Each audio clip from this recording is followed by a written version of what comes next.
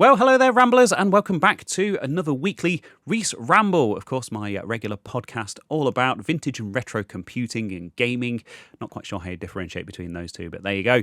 And all that stuff, you know, the kind of stuff that I cover on my YouTube channels. This is an extension of that and a bit of a wrap-up of all sorts of shenanigans. I'm sure you know that by now anyway. Hope you're all doing well. Welcome to the weekend, a gloriously sunny weekend here in the UK, and I'm back from my holiday. I talk a little bit about that in This Week in Retro. Of course, the cat is out of the bag. I did kind of mention this last week, but the cat is thoroughly out of the bag now. It has been announced, and I am co-presenting some episodes of This Week in Retro over the next few weeks while Neil is off on his paternity leave. So, yeah, had a fantastic time recording with Dave. I'll talk about that in a bit more detail a little bit later on. But first, I guess I should address the elephants in the room. Now, I know a lot of you listen to this on the podcast platform, so of course I will be as descriptive as possible for you people. But for those who are watching on YouTube, you've probably spotted this new PC and this mysterious box that I have on the desk. And these are actually two pickups from today. Now, usually I would do supporter videos or second channel videos dedicated to this kind of thing, but my main channel is doing very, very well at the moment. I've had two breakout videos that have done exceptionally well, and of course I'll talk about those a little bit later on in this ramble as well. So I really want to focus on the main channel, so I thought I'll just touch on these in the ramble and just talk about a bit about them. I'll probably do a video just poking around this PC at some point in the future, probably on this channel, on the second channel, and yeah, I picked this up from a place called Swadlincote, which is it's in Leicestershire. It's about 45 minutes drive away from me. Lovely drive across the countryside in this beautiful, glorious British sunshine. A really, really lovely chap. He was selling it on eBay. We'll just take a look at the eBay listing, I suppose. So yeah, it was on eBay. The starting bid was £50. So I thought, you know what? I'll stick a bid in at £50 and see what happens. And about a week later, I won it. I had an email to say that I'd won, and it was. Sorry, I didn't take a note of the name, but it was somebody actually over on the RMC Discord who pointed this out to me, knowing that this was actually my childhood PC.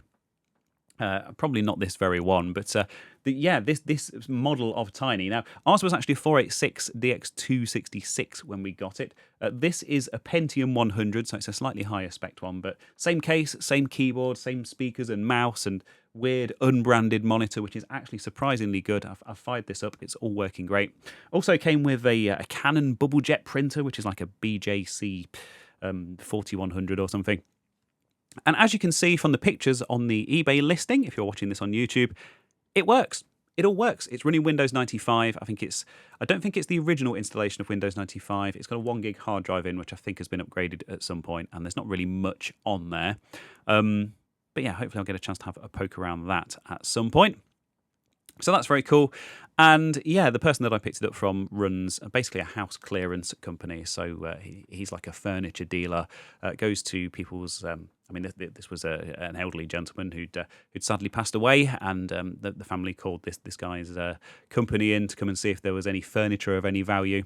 And he spotted this in the back room and basically took it off their hands for next to nothing, according to him, and then sold it on to me for next to nothing. So that's very good. Of course, it's now with someone who's going to actually do something with it and appreciate it, which is cool. Very, very yellow. I think it's probably in need of some retro brighting and stuff. So that'll be quite a fun restoration project.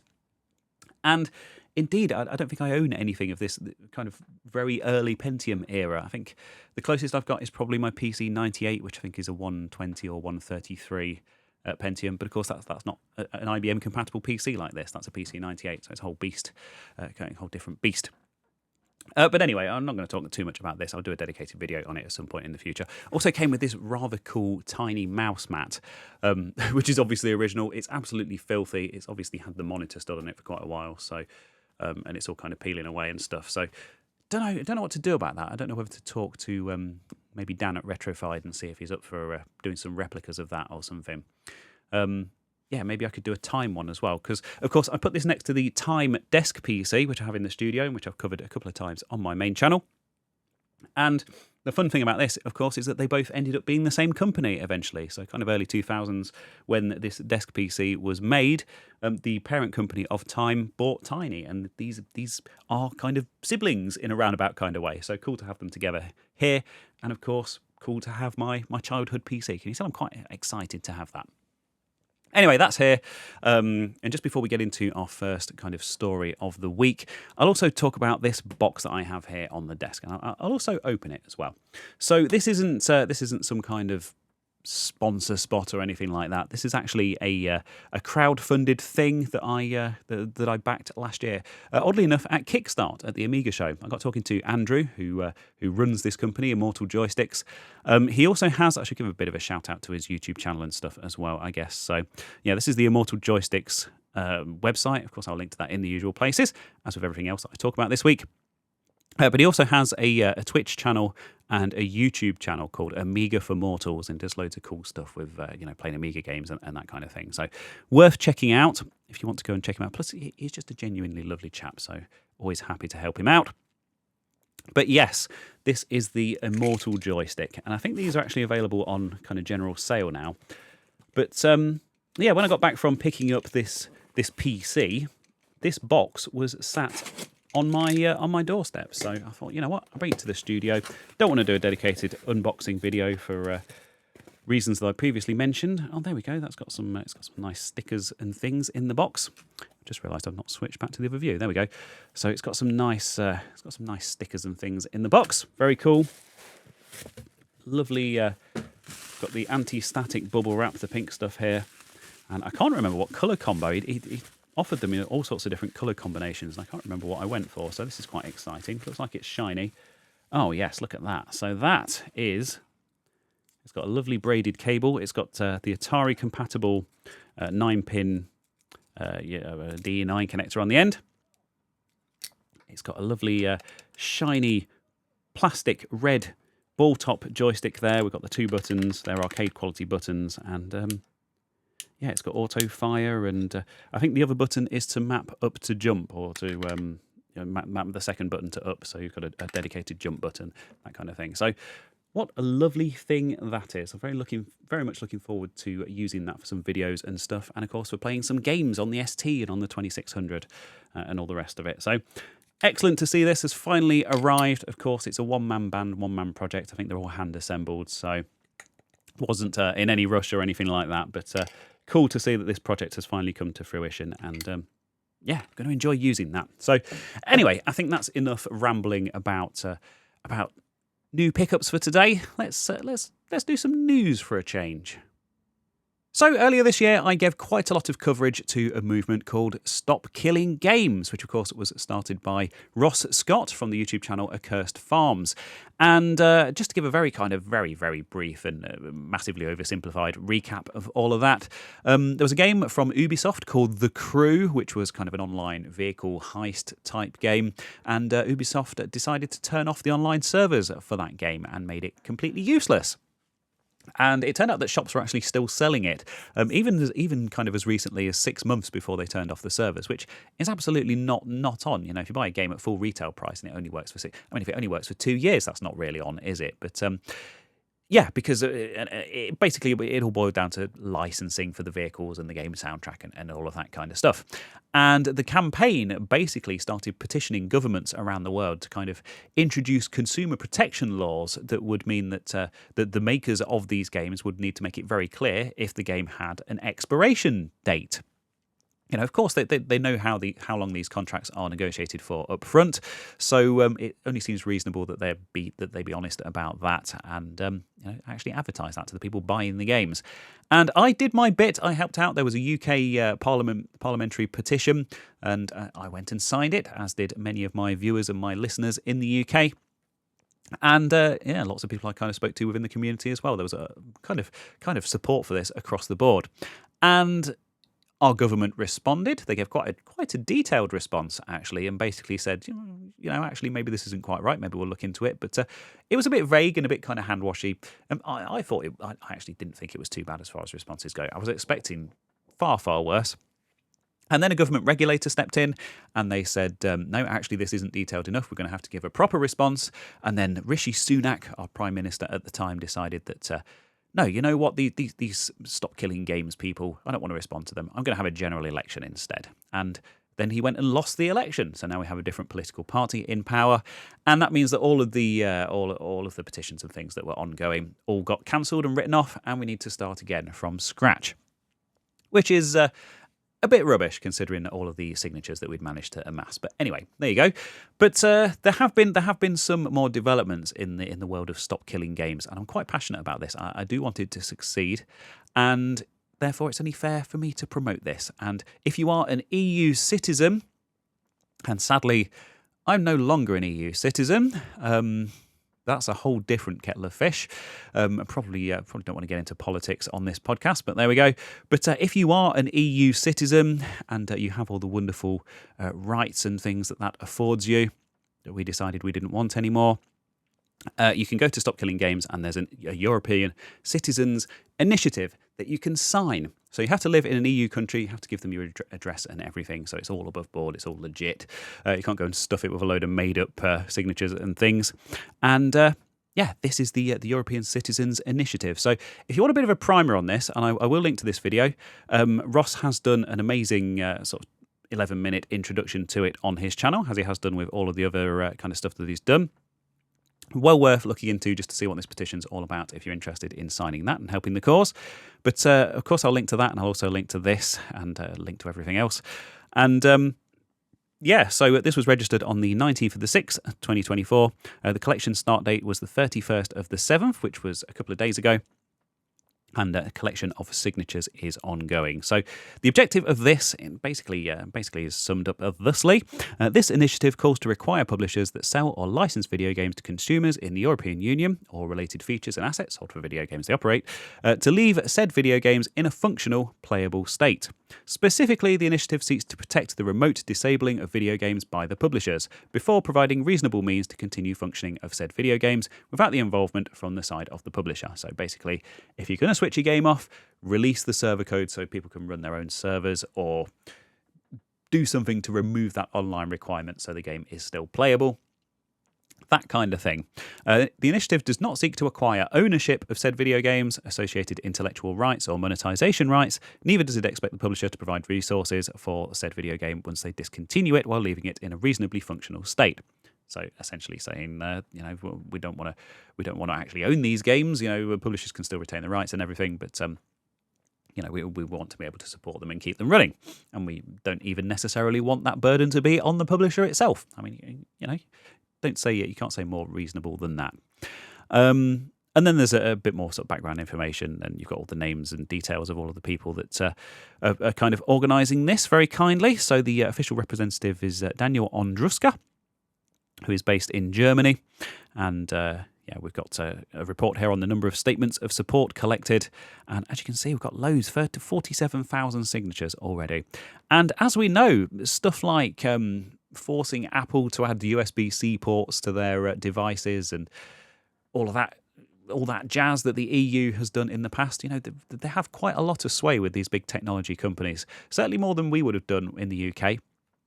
Not quite sure what the situation is on the UK petition at the moment. I will have a look into that, because I'm not sure if there's an official relaunch of that just yet.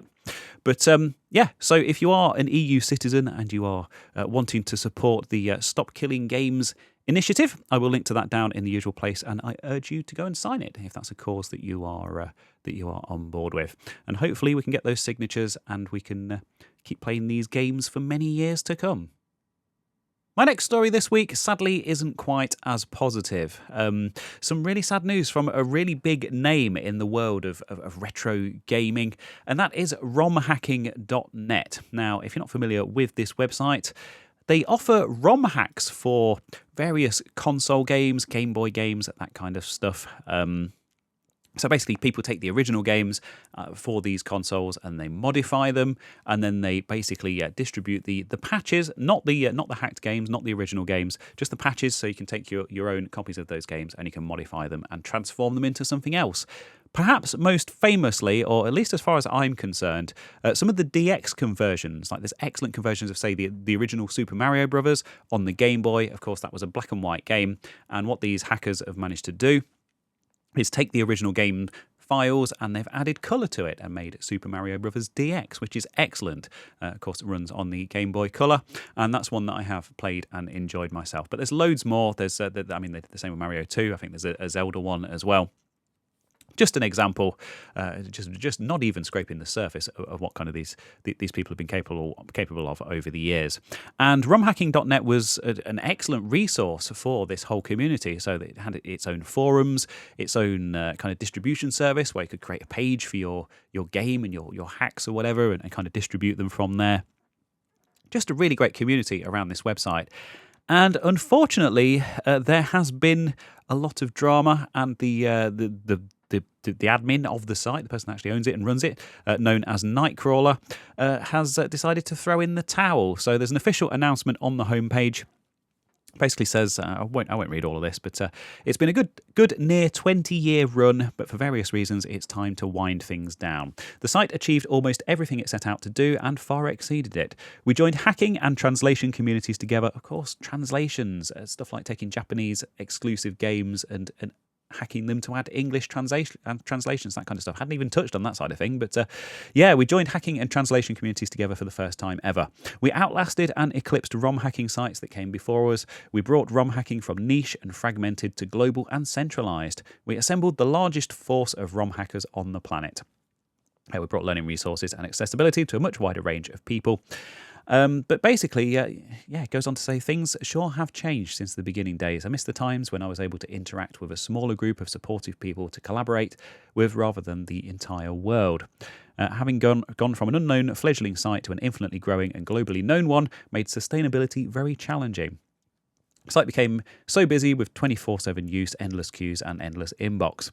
It was a very different world than it was in 2005.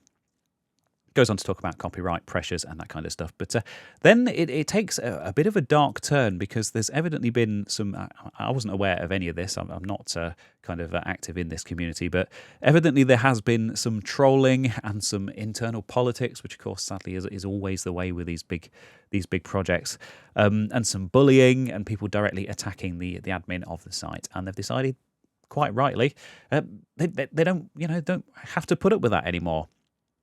So I was finally looking to wind things down at the end of last year, wanted to provide the site database and file archive to the general public. At the time, an internal group suddenly emerged with an offer to help to continue the site. I questioned their intentions, but I thought it could prove to be a more community-friendly path forward. However, it turned out to be the opposite. We had a rocky phase 1, moving the downloads into their possession. When I went to start up phase 2, I discovered a most dishonest and hate-filled group. I learned that I had been dehumanized for a very long time. My personal details had been given out. Secret, deceitful plots had been made to cut me out and drop a bomb like I am a target to destroy. My family has seen this, and after discussion, we're immediately ceasing all related site operations. So they're shutting down their Discord, shutting down their Twitter. And it's quite a sad end to such a kind of big sort of central portal for this ROM hacking community, and a site that I've used myself over the years as well. But they are releasing all of the stuff, all of the data to the Internet Archive, so you'll be able to go and download their database and all of the sort of downloadable files and patches and stuff. And all submissions other than news are permanently closed. All sections of the site will remain up as read-only. Downloads and images will be available for as long as docs or FC and Chill Calico will allow. I guess they're the people who've taken over the running of the site. The forum will remain up, and Twitter and Discord affiliations have ended. Anything further from these outlets do not represent myself or romhacking.net. So, quite sad. Of course, you can go and read that for yourself on the links in the usual places. But just really sad. But nice that all of that hard work hasn't just disappeared and it hasn't fallen into hands that want to do nefarious things with it and lock it away. I think releasing this to Internet Archive is absolutely the right move. So a bit of a silver lining to what is quite a disappointing situation. But at least all of this stuff will be preserved. And as kind of linking into our previous story, preservation of all of this gaming history is very important. So very good to see that this has been handled in the way that it has. But just really kind of sad and unfortunate that the circumstances that have led to it happening, I guess. Right, onto some slightly more positive news now, and one project that I have been following in these rambles with great interest is Taki Udon's DE-10 clone, and I'm not going to go over all of this again. I've explained this quite a few times over the weeks, but of course the Mr. FPGA system, it uses that wonderful FPGA chip for the most accurate kind of hardware emulation of all of those old computers and consoles and things. Best way to play all of your old games. It's certainly the way that I like to play them. And it was all based around a board called the DE-10 Nano, which has seen prices creeping up and up over the past few years due to component shortages and that kind of stuff. Wasn't a cheap board to begin with, and we have a few competitors now, people cloning it, getting their hands on that FPGA chip, the Cyclone 5, and making their own implementations of that board. And of course, Taki Udon is the one that I've been following the most closely. Although there is another one that I've just been made aware of that we'll also have a quick look at as well. So we'll just go and check out Taki's Twitter, which is where all this stuff is announced. So yeah, earlier this week, some pricing was announced for these boards. This is the final pricing. There was a lot of speculation around this, especially as it seemed too good to be true. But no, the final pricing was correct. So there's a Mr. and fan board, which is under $99. We've got the Mr. plus fan board plus 128 meg SD RAM expansion, which is under $115. Of course, Taki announced separately that the 128 meg SD RAM expansion would be available and would be less than half the cost of the existing solutions in a previous announcement, so that's good to see. And Mr. plus 128 meg RAM plus 15 watt PD brick plus the USB hub plus a V9.2 I/O with analog AV, $160. That's crazy, isn't it? It's for basically a full Mr. stack that will allow you to play all of those wonderful old games, all those great cores, and with analog AV as well, so you can use it with your CRT TVs and stuff for the most authentic experience. There is a first batch. I think I previously announced that there would be, I think it's 2,000 in the first batch, and then there will be a second batch a month later. And there has also been some news on the manufacturing of those batches as well, which is really cool. So if we just scroll up a little bit here. Retail packaging samples have arrived today for verification. That was a couple of days ago. So that's cool. Of course, previously announced that that weird kind of Raspberry Pi knockoff knockoff packaging, which caused a bit of a stir that I reported on previously. Not quite sure. Yeah, I think Taki's kind of keeping this a little bit under wraps now. Perhaps quite rightly so, based on some of the previous response. An announcement from 2 days ago. Mr. and all of the accessory boards are now at the SMT stage, of course, those surface mount components. And he has actually visited the factory and seen and held the boards for the benefit of our YouTube viewers. Here they are. And of course, there's the RAM boards, there's the DE-10 clones, and there's also a consoleized version of the DE-10 in the works as well. I'm not quite sure if that's included in this first production run. I don't think so, as pricing and stuff hasn't been announced yet. But really cool to see that this project is marching on quite successfully, despite all the naysayers out there who haven't believed it. And I'm just, really keen to get my hands on one of these and stick it in my arcade cabinet, as I have previously mentioned, because I love my Mr. Multisystem. I play on it all the time. I use it for video capture for my YouTube channels, and it's just the best way to play all those old games. I mean, I'll be able to play it with my new joystick as well soon, so that'll be cool. But I mentioned that there's also another clone, another DE-10 clone that's kind of come to my attention, and this was over on Retro RGB.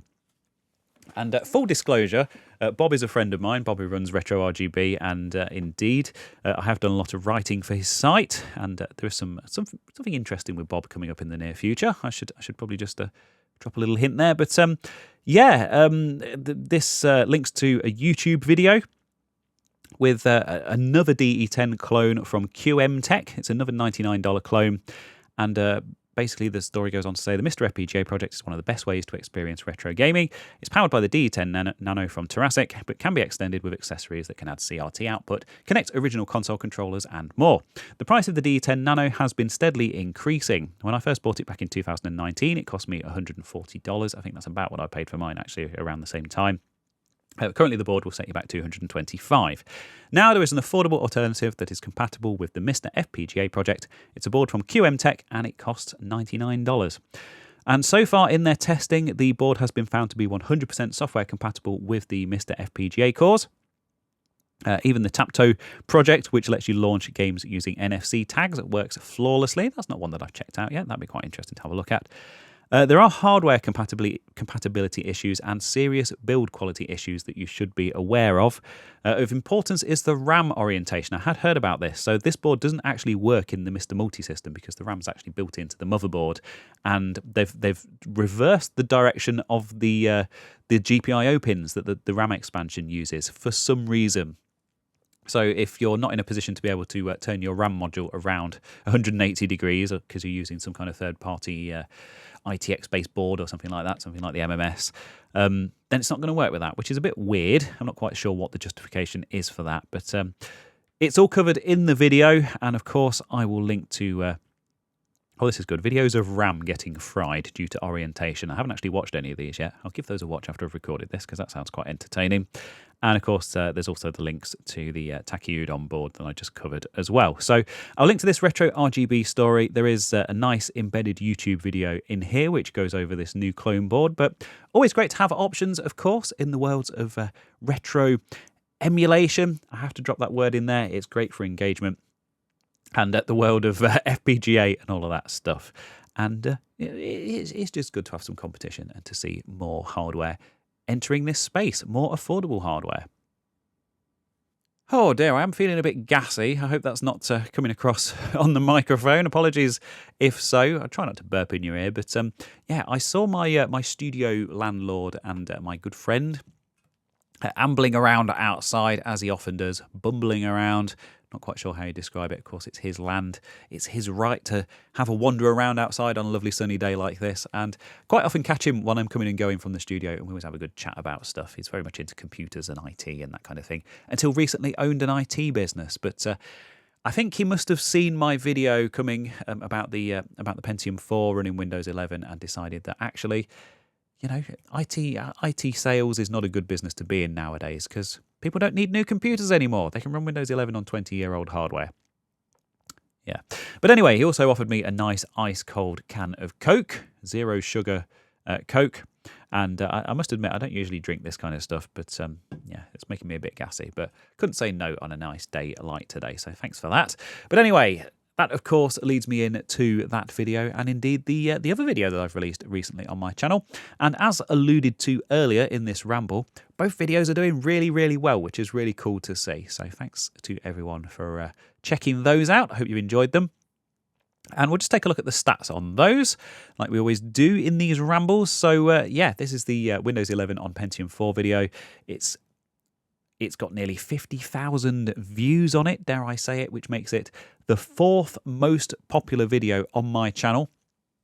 Not counting the solo videos in that because I took all of those down, of course. But yeah, of all of the videos on my channel, if you go to my channel page and sort by most popular, this is number 4, which is crazy considering it's only been out for a couple of weeks. It's gained me nearly 500 new subscribers. It's earned me £126, as you can see here. I like to be completely open and transparent about this stuff. Probably spent a bit more than that on the actual hardware and stuff for it, but that's the way it goes. This is a hobby for me. Although I will talk a little bit more about some financial stuff in a moment because I do have some quite big news on that front.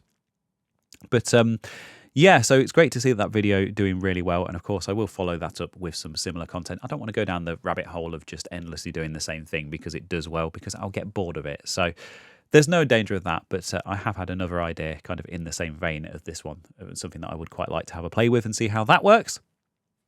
So yeah, if you enjoyed that video, and of course there's some other stuff that I needed to look at, like I got the sound working. Someone very kindly tracked down a working sound driver, so the sound now works on that machine. And I also have a potential graphics card option for it as well. So a few places we could take that one, SSDs and stuff. So we'll do a follow-up with that machine at some point, and I want to do a similar video with some similar hardware, but not immediately, not straight away. And the video that I was talking about last week was, of course, the Pico Mem, and I was talking about how this thing was a real game changer and how it was going to completely revolutionize the way that I use these old PCs and things. Puts a Raspberry Pi Pico on the ISA bus on these old 8-bit machines. And I also mentioned that I was going to go with some kind of ridiculous clickbait title, and the one I went with was this new ISA card is a game changer, Pico Mem First Look, which I think is all right. And I released that, and then I went on holiday, and it started doing ridiculously well. So 22,000 views on that. It's still climbing all the time, still getting a healthy number of views. And yeah, that's gained me 180 new subscribers. So that's really cool, and earned me £52 in ad revenue. So that doesn't quite cover the cost of the Pico Mem. Certainly if you include stuff like the DAC and indeed my time and all the testing and stuff that I put into it. But you know, that's not really why I do this. But on that note, I do have quite a big bit of news regarding the channel, and I've buried this deep within this ramble because I know this will be going out to my regular audience, and I don't want to make a big separate announcement about this. But yeah, I've taken on a sponsor, and I've done sponsored stuff before. I did the Pi Dog, I did the Flexi Spot standing desk. You know, great things that I got a lot of joy out of, and was quite happy to recommend. Of course, I did the EcoFlow stuff when I did the solar videos, and now I've taken on a proper full-time channel sponsor. And it's a company that's been pursuing me for quite a long time. No, it's not Coca-Cola, if that's what you're wondering, although that would be nice, wouldn't it? It's a company that's been pursuing me for quite a long time. I've had a bit of a back and forth with them, and I've always kind of played hard to get. And this week, I thought I'd take the plunge and sort of lay all my cards out on the table and just say, look, this is the kind of thing that I'm looking for.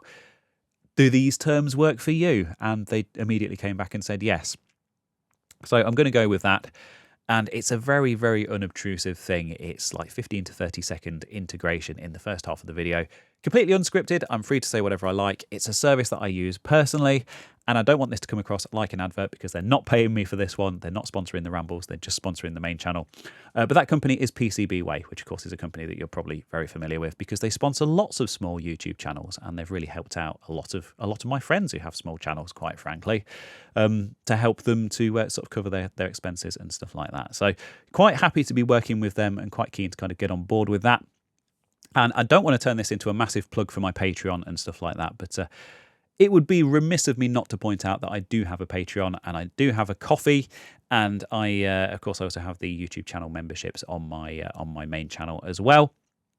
So if you want to carry on watching those videos or watching my new releases without the very short and unobtrusive sponsor section, which is totally understandable, then of course I'm doing ad-free on those services as always, and of course a few days early access on those, and being part of a really cool kind of community of people. But don't want to push that stuff. I hate it when people push that stuff, but also I kind of have to let you know that it's a thing. But anyway, that's the update on the channel itself. So some quite big and interesting news. 2 videos doing really well, new sponsor, and all that. Yeah, it's all coming up Millhouse. Anyway, let's move on. And yep, the kazoo is out, and that can only mean one thing. Video of the week. That was slightly off pitch there, wasn't it? I need to work on my kazoo skills. I've just not been, I've not had time to practice. I've not been going to my kazoo lessons. I'm a terrible kazoo player. Anyway, that's not the focus. Of course, the focus is on the video. And this is a 2-parter. I've got 2 videos for you this week. But the second part was released in the past week, in the past few days, in fact. It's a project I've been following very closely, and it's also a project by a friend of mine. I'm just going to completely unashamedly sit here and promote a friend's project because I love this. I think it's great. It is such a cool thing. And it also has an official celebrity endorsement now as well. So this is the Lemmings arcade cabinet that was built by Heba, and of course, RMC the Cave by Neil. And this is a 2-part video. So the first part came out 3 months ago, and it was Neil taking a look at a one-off Lemmings prototype arcade board. So, of course, Lemmings, that massive hit game on the Amiga and the ST, and quite a few other platforms over the years. Of course, by Psygnosis DMA design. And yeah, really kind of an iconic game this. And it turns out that Data East, the arcade company, were working with Psygnosis, with DMA, on an arcade version of this game. And this has actually been playable in MAME for a very long time now. In fact, I remember checking it out on my own cabinet. And Mike Daly, who worked for DMA back in the day, it was kind of one of the lead developers on Lemmings, when the office shut down, he rescued the only known arcade prototype, and it's actually him who dumped the ROMs and made them available for MAME. So it's entirely thanks to him that this is playable. And he also then went and donated this board to Neil at RMC and to the Arcade Archive. And what they've done is they've basically done a huge amount of research into kind of the history of these Data East cabinets and the design of them and how they, of course, the cabinet itself, there were never any designs, at least if there were any designs, they certainly haven't been preserved. But there were never any actual designs as to what the cabinet itself was going to look like.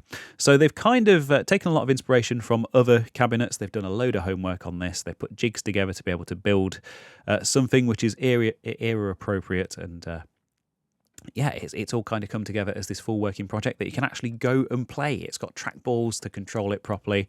The board has been properly repaired as well. It had some glitches and some issues. Turned out the ROMs were starting to corrupt, of course, because they're EPROMs and they're very old. But because Mike Daly had dumped them, they were able to be recovered by Holly at the Arcade Archive, who also did some kind of other repairs to the PCB. So a real team effort this, and such a cool project to see. This project that nearly the project, I want to say the arcade that never was, but of course it is now. It's the arcade that nearly never was, but has kind of finally been brought to life, and it's just, I like it. I love it. Not just because it's a bunch of people that I like a lot that are working on it, but it's a great project and it's a great game. I mean, I love Lemmings. Who doesn't love Lemmings? So there you go. It's a two-parter. The first part, like I say, is poking around that prototype PCB and seeing how it works. And the second part is designing and building the arcade cabinet. I won't quite spoil it for you, but the end result does look really, really awesome. So my hat is off to them, and indeed, in the spirit of being a hands-on museum and visitor attraction and stuff, you can actually pop down to the Arcade Archive in Gloucestershire and play on this thing as well, which I haven't had a chance to do yet, but I hopefully will do in the very near future. So that's my video of the week, and I'm very conscious that I've probably been recording for quite a long time now. So let's wrap this up. And finally, while we are on the subject of those wonderful people from the Retro Collective down in Gloucestershire, of course, the Arcade Archive, RMC, and all the rest of it, Renegade Retro Repairs and all the other stuff they've got going on down there. Of course, like I mentioned last week, and as has now been officially announced in the This Week in Retro podcast, I'm going to be covering for Neil while he's on his paternity leave, on his big boy podcast, big professional operation. I mean, they've got like over 10,000 weekly listeners and viewers over there on This Week in Retro. Dave, the co-host, of course, is also a very good friend of mine, contacted me a while back and asked if I'd be interested in covering for Neil for what's turned out to be quite a few episodes. And it's not a permanent thing. It's not going to be a full-time thing, but I was very happy to help out. So that episode will be out very soon. In fact, if you are listening to this if you're listening to this at midnight on Friday when it goes out, that episode will be released in 10 hours' time at 10 a.m. UK time over on the This Week in Retro YouTube channel and on all of the podcasting platforms. This has all been announced now, so I can talk about it quite openly. And yeah, when I got back from my holiday earlier this week, I'd been away for 4 or 5 days and I had a few hours to prepare. Did do some preparation while I was away as well, and I actually sat down with Dave and recorded a full episode as a proper co-host. Very different operation to my rambles here. I mean, very, very thorough notes, very thoroughly researched. Of course, all their stories come from their excellent subreddit community. And kind of had to be on the ball, and I really do hope I was, and I really do hope that their editor, Duncan, has managed to whip up my contribution into something that will be interesting and entertaining for the This Week in Retro listeners. So I haven't seen it yet, I haven't heard it yet. I'm going to be watching along at 10 a.m, just like the rest of you, and probably cringing quite badly at my performance. I certainly took a lot away from it. I'm going to do a lot more preparation now. I've actually got the time to do that over this weekend. And hopefully next week's contribution will be bigger and better. But I certainly don't think it was a bad start. And I hope you, if you are a viewer or a listener of This Week in Retro, I hope you enjoy seeing me over there for a little bit as well. But of course, it won't let it detract from what I'm doing over here. It's just another thing that I have to slot into my schedule. So thank you ever so much for joining me for this week's Ramble. I'll maybe see you over there. And if not, I'll certainly see you at some point either next week or during the week or whatever, over on my Discord server, over on social media, all those places where you can come and find me. I'm also going to be at the Leicester Computer Museum on Sunday if you're going to be over there, I think. Anyway, that's it. That's all I've got for you for this week. I'm going to get this one edited up and get it uploaded and get on with some of those main channel projects that I've been working on. So, yeah, that's it. Thanks. Bye.